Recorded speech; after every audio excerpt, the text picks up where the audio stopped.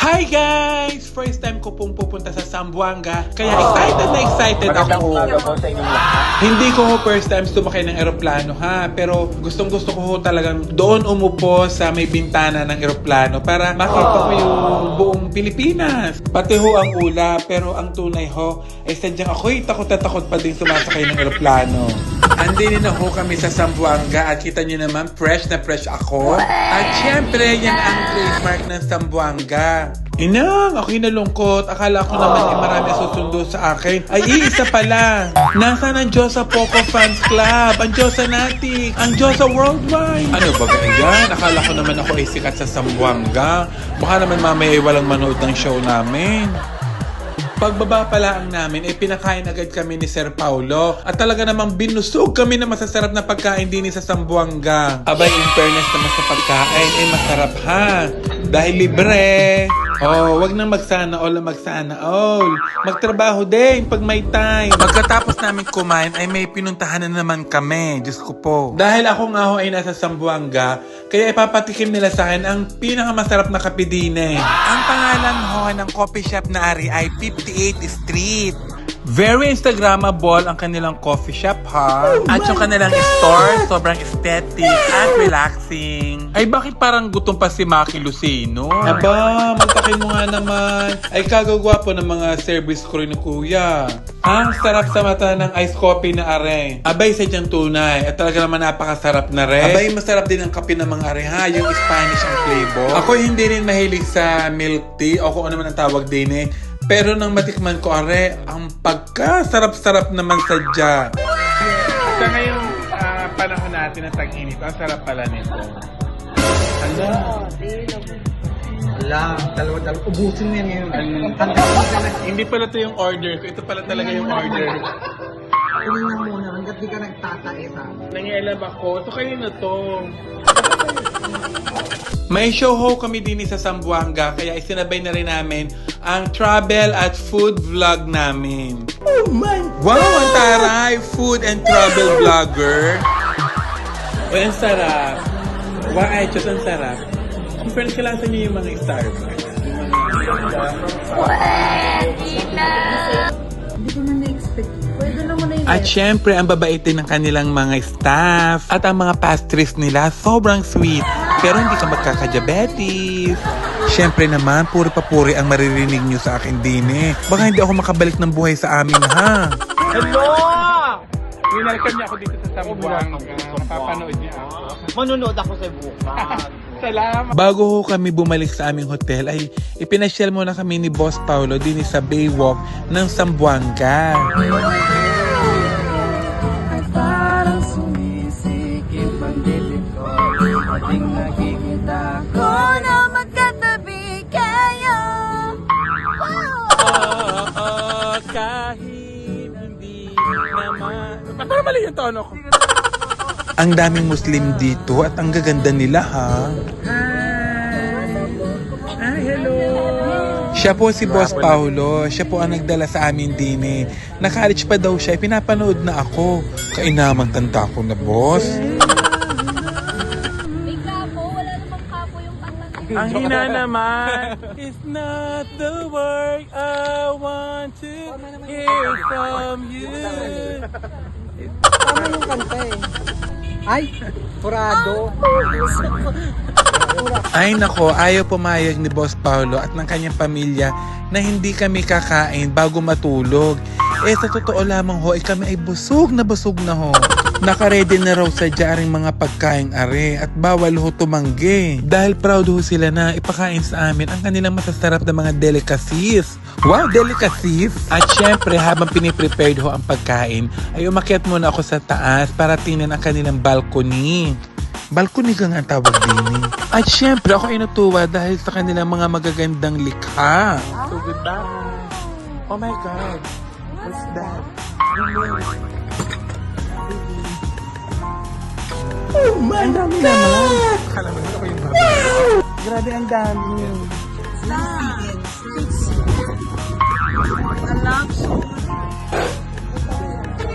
Ano yung kulma? Ay, grabe. Kung may taong namamatay sa gutom. Parang feeling ko may namamatay din sa gutom. Simula na ang laban! Sobrang sarap niya. Yun nga lang, medyo busog ako. Kaya parang hindi ko alam kung paano ko siya mahuhubos. Parang siyang tinatangkang ko. Ang lasa nito, parang ano, bitter. Bitter. Actually, Para mga gata siya. Salamat, sir. Thank you, madam. Boss, thank you po. Binubusog po nila kami.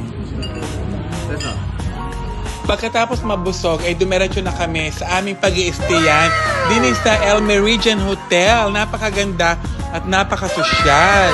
Pagkagising namin kaninang umaga, ay sinundo agad kami para kumain ng isang pinakasikat na pagkain daw din sa Zamboanga, ang sati. ito, Dalawa agad sa binibigot.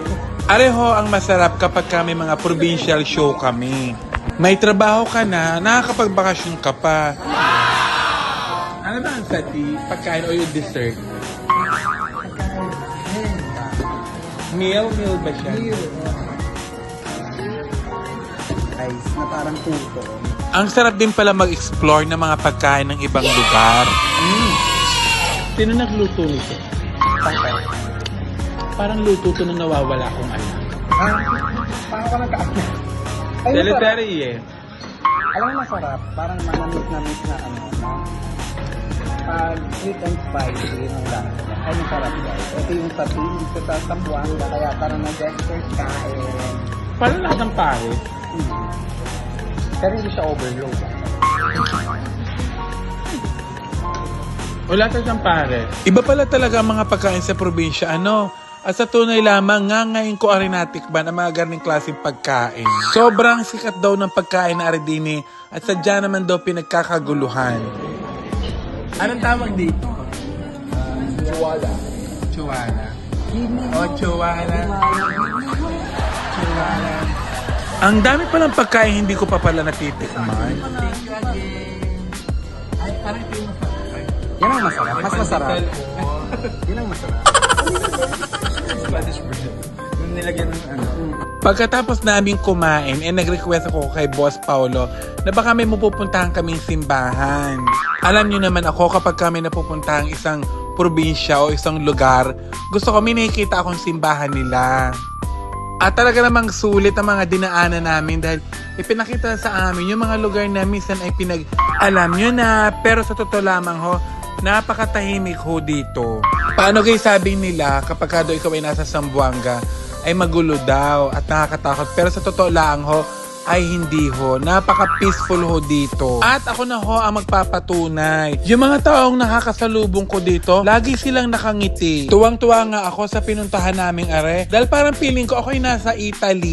Yung simbahan sa Italy na merong napakaraming kalapati. Pwede nyo din silang pakainin. Alam nyo, para akong isang kalapati. Isang palakpak nyo lamang ay babalik na ako. Char! Ang simbahan palang are ay Fort Pilar. Ganyan ho talaga siya, walang bubong. Pag ikaw ho ay nagpunta din ay napaka-solemn.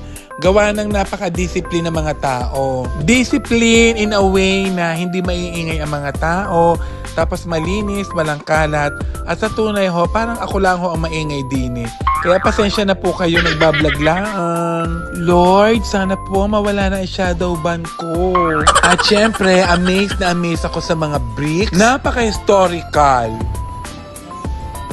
Ayan, bumibili po kami ng malong para may remembrance po ako na galing ako ng Zamboanga. And talagang mahilig talaga ako sa mga malong. Kaya naman ang bilis ng oras din sa Zamboanga dahil kakain naman kami ngayon ng lunch. Dati instructor ako. Nagturo nga pala ako ng malong dance. Oo, pero malong dance.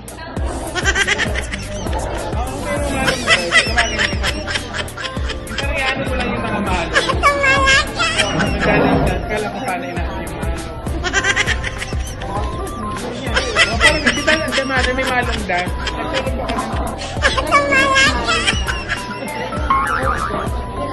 Ayun. Kasi parang maliit to, mother. Tama lang. Kasi dati tuturo ako ng mga cultural dance before.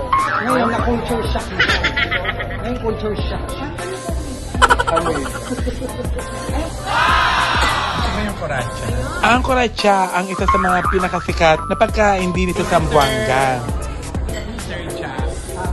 My mother.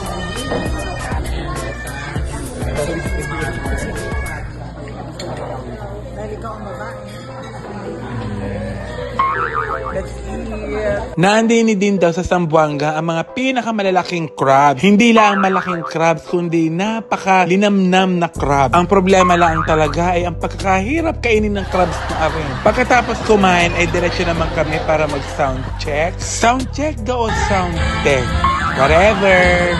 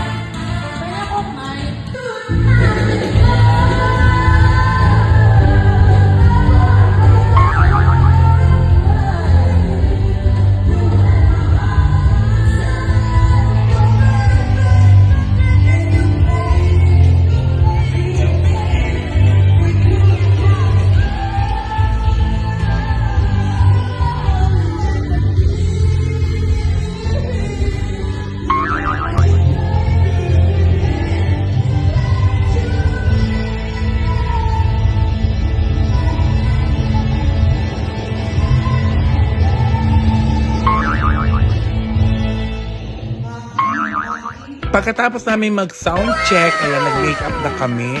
At si Maki po ang nag-makeup sa akin. Thank you, Maki Lucino. Si Maki Lucino po ay grand finalist ng Tawag ng Tanghalan sa Showtime.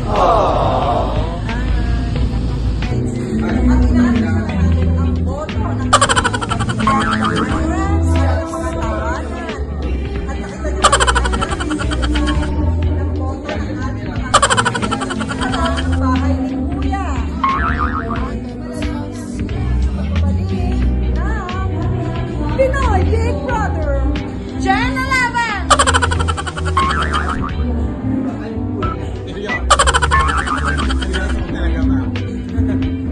Ang Pinoy Big Brother, Gen 11.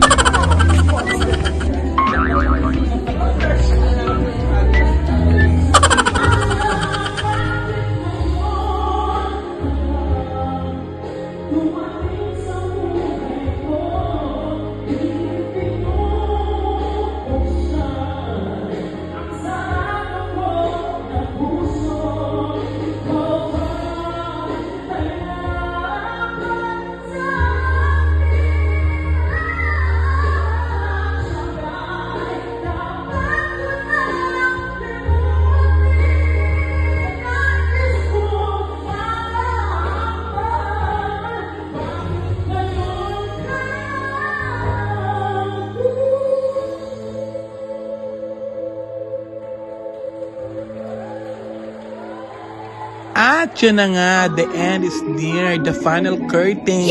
Dahil natapos na maayos ang show. Ayan, at sa mga gusto po kaming kunin sa mga show, corporate show or whatever show, kami ni na Tita Jex and Maki Lucino, ayan, PM nyo lamang po ako. Grabe, nalasing ako sa Zamboanga. Ang dami na PM sa akin. Thank you, Zamboanga. Babe, thank you, babe. Ayan, at paalis na po kami dito sa El Meridian. Ayan, thank you so much for a very wonderful accommodation. Pagbalik ko ng Zamboanga, dito ulit ako pupunta sa El Meridian. Thank you so much. Sobrang sarap ng food, sobrang linis. Thank you so much, Sir Paolo. Talagang, Sir Paolo, spoil kami. Ang laki ng itinaas ng timbang namin. Alam ko anong malaki. Ayan, kay baby boy na kanyang pamangkin. And bago nga kami ihatid ni Sir Paolo sa airport, ay pinakain niya muna kami. Grabe pala talaga magmahal ang mga taga-Zamboangueño. Yung nag-enjoy ho ako. In fairness sa mga taga-Zamboanga, hindi sila mahirap pasayahin. Nag-enjoy sila at na-entertain sa mga kanta namin at mga patawa namin. Salamat po for watching. Sana po nag-enjoy kayo. Dito ay mga 1,000 food. 10,000 sa gitna. Ito. Yang ano? Chula ito. Ano yung chula ito? Meron siya Ming. Aten! Ming. Garigawan. Etong nasa gitna. Ano? Kyula. Kyula ito. Ano to atin? Baka. Baka. Tapos, ano yung ano niya ba't itim? Ginawa yan sa ano, may kasi kaya nag-itim kasi lagyan ng Sinunog na gata. Coconut. Coconut talaga. pure coconut. Okay. Sinunog tapos grenade. Oh, parang ano ba tawag doon? Latik. Latik, parang gano'n. Iba yun. Iba din. Parang ako sinabing tama. Kyula. Kuyala ito. Kyula ito? Ito. Ito, Yan po, kangkong. kangkong with, Beef pulma. So, Kangkong with beef pulma. pulma sauce. Lang po, Ako. yung beef pulma, yun na. Ito yung beef pulma. Parang ano yan, yung mga pagkain ng ano, sa Thailand, di ba may yung pulma? Yung parang ano, curry. Yes. Curry yan. Ito rin yun. Same. Lang ganyan, same. Ano naman to? Ano, bakit din maitim? Ganun din, coconut. Yeah. How about this one? This one, pipino na may bagoong. Ang pangalan yan, Maras Sambal. Maras sambal. Kamarak lang. Pag hindi ka swerte, Maras maras ka. Maras. Ito ay, ano naman yun? Yan, gawa sa isda. Naku, yan ang kulang sa amin. Isda-puta. Ano? Isda naman to. Opo. Actually, ang ganda, no? Ano, tausog pero parang ano,